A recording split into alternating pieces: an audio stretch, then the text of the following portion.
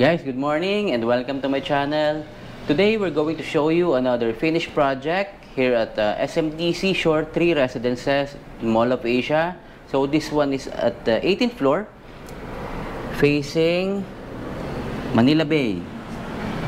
So as you can see, you have a view of Manila Bay and Mall of Asia. So ayan, marami po tayo ditong construction pan ongoing.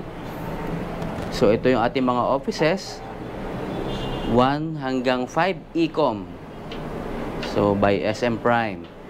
So ayan, and that's Manila Bay view. So you can have a good view of sunset kapag hapon na. Ayan, so nandito si Mrs. Pakita namin sa inyo yung mga bagong designs.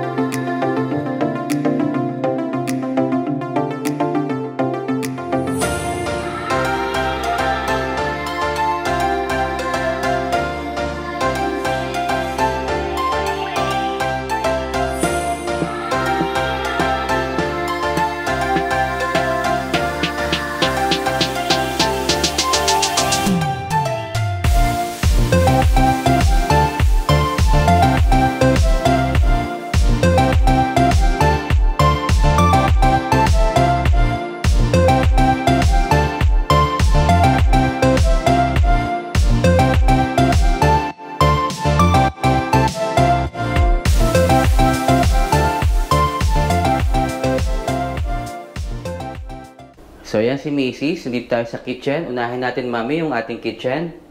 Hi, good morning! So dito sa ating kitchen, kasama na to sa turnover natin itong ating overhead cabinet, itong ating base cabinet, cooktop, and yung sink. So ang nilagay ko dito is yung backsplash niya. This is marble backsplash, yung lagi natin nilalagay. Okay. And then, extension ulit dito, guys. Yes, so nag-extend ako ulit, extension shelves for the microwave. Then this space naman is for the refrigerator. Mayon. So guys, dito sa kitchen, wala tayong masyadong binago, no? So meron lang extension dito, saka yung backsplash. And then, Mami, unahin natin yung toilet and bath. Okay, so dito naman sa ating toilet and bath, yan. So, dito, nagkaroon ako dito ng mirror.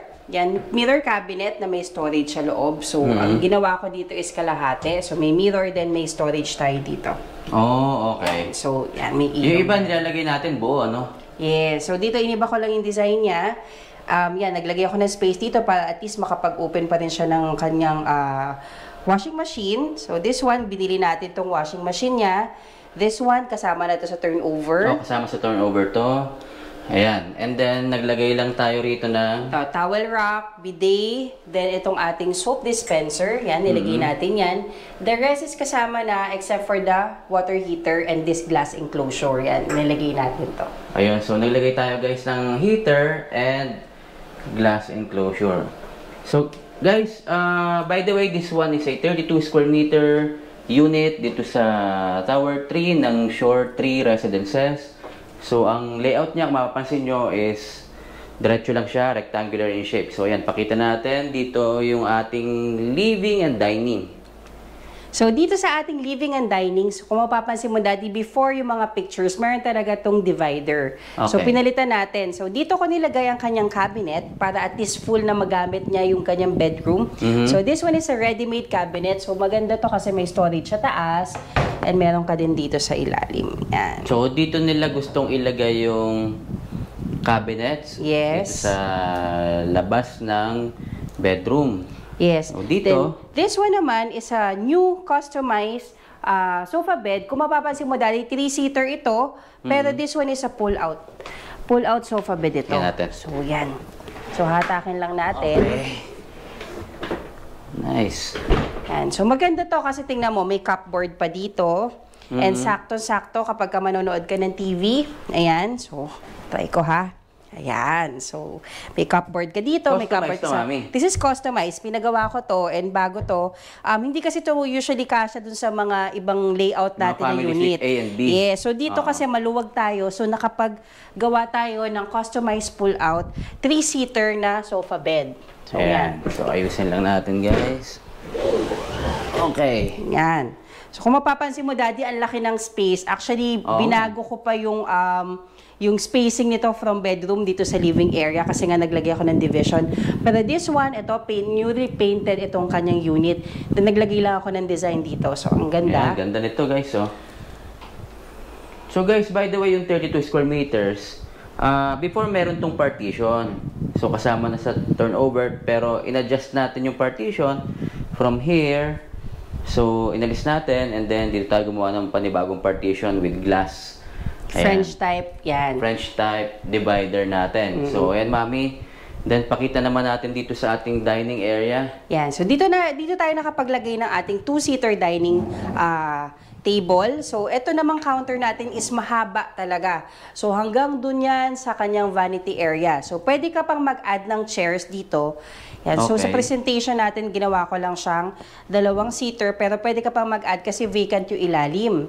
Ang haba nitong ginawa natin dito, Mami. Yes, actually, 3 cut ito. Ito yung gusto nila, Ma'am and Sir. Yes. So, Ayan. supposed to be yung ating design ito is 2 beds, pero nag-decide sila na at least magkaroon sila ng living area kasi ito namang ating sofa bed is bed na din and maganda siyang tignan. Kaya ito, so naglagay lang ako dito ng 2-seater, then ang ating TV nandito. So, this is actually 50 hindi ako nagkakamali, inches TV. Then we have this marble design na kanyang sa likod ng kanyang TV. Then meron tayong mga pin lights sa hanggang taas. kwarto rin. Yeah, so yung mga bukasan yan nandito lang din yan sa ilalim. So naka-flat yan dito. Plus lahat yan nilagyan ko ng outlet. So kahit saan siya umupo, dito sa side na to, pwede siya workstation niya, working area niya, pwede, kainan, pwede.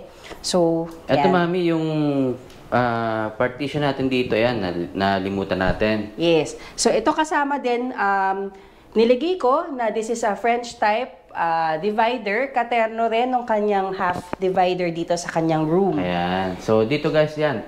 Terno sila dito. Yes. So, ayan. And then, sa ating bedroom naman, Yan. So, kung makikita mo dali dito sa ating bedroom, yan, actually, ang laki ng kanyang bed frame. This is a queen size bed. So, hinarap natin dito kasi nga maganda ang view niya dito sa kanyang area. Yan, no, maliwanag. So, maganda. Actually, nung Paralympics, nandito pa, gumagawa pa kami dito, kitang-kita talaga yung fireworks. No? So, ito talaga, sentro talaga siya. Yan. So, ang ganda ng view. Then, we have this hotel type curtains. okay. Yes. So, guys, ang ganda nito. Ayan. Yan. Then, dito naman, Daddy, naglagay ako ng vanity area. So, this is actually vanity and working station na rin. Yan. So, may upuan ako dito. Yan. So, para pwede ako maupo. And also, ito, syempre, hindi naman natin hinayaan na parang, ano lang siya, table lang siya. So, lahat ito is may drawers. So, may lalagyan ka. Yes, from here, ang dami nito. So, 1, 2, 3, 4, 5, 6 drawers ang nailagay natin. Dami yung may lalagay dito, guys, sa mga gamit. Yes, so medyo manipis lang siya, pero marami ka pa rin may store dito na may liit na items. So, guys, by the way, this one is for Airbnb, tama? Yes. So, actually ngayon, parang nagde-decide sila, sir and ma'am, na gamitin muna nila yung unit. But for sure, after nilang ma-enjoy yung kanilang unit, papa-Airbnb nila tong kanilang magandang unit ngayon. Ayun. Then dito, yung ating ilaw, guys, ito. Yes. Ayan, with fan na rin to. Yan, tricolor na rin yan. And then, dito naman, naglagay lang tayo ng ating... Yes, meron tayong mga molding sa wall. Kung mapapansin mo, continuous yan, pati dun sa ating living area and dito sa ating divider. Actually guys, parang hotel type na rin to eh. Yung ganitong unit, yung itsura niya is parang hotel na rin. So, ayan. And then sa balcony natin, Mami, may napansin ako may nilagay ka dyan. Yes. So, dito sa ating balcony, ayan, so open natin. Since nga maganda yung view niya, ayan. Actually, malaki tong balcony compared to sa ibang mga units. Medyo special unit ata ito and also nasa 18th floor siya. So, ito, kung gusto nyo magkape, manood ka, libre na yung panood ng fireworks. Fireworks, yes. ano? Every Saturday, guys, ng alas 7, meron dito. And then kapag March, April, or June, meron tayong Pyro Olympics. So, that's a pyro competition. Yes. Worldwide po yan. Yan. So, makikita mo, may 2-seater tayo dyan.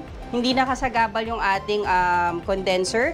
Malaki yung kanyang balcony, kaya naglagay tayo ng fake grass. Yeah, artificial grass dito. Yun. Okay, and then, ayan. Napakita na ba natin lahat? Yes. So, ayan guys, napakita na po namin ulit sa inyo yung kabuuan itong bagong finished project dito sa Shore 3 Residences ng SM Development Corporation. Again, thank you so much po sa ating clients from United States. Maraming pong salamat sa inyo at kami yung napili nyo para mag-furnish nitong unit nyo dito sa Shore 3, Tower 3. Ayan. So, Mami? Ayan. So, thank you so much sa ating client na kami ang pinagkatiwalaan nyo, nagawa nitong unit nyo. And of course, sa ating family and partners, Jomar, Empanya Brothers, Jed, thank you so much. And kala Kim, Wendell, and LJ, salamat sa paglilinis naman nitong unit after natin gawin yung unit natin. So, salamat sa inyo. Ayan, maraming salamat sa inyo guys. Kung wala kayo, hindi natin to matatapos ng malinis, saka ng maganda. So again guys, please subscribe to this channel. Do sa ating mga first-time viewers, marami po tayong mga ipapakita mga bagong projects this coming months and mga furnishings na rin and tips pa rin, ayan, from me. So again, maraming salamat po sa inyong suporta at palagi niyo pong tuparin ang inyong mga pangarap.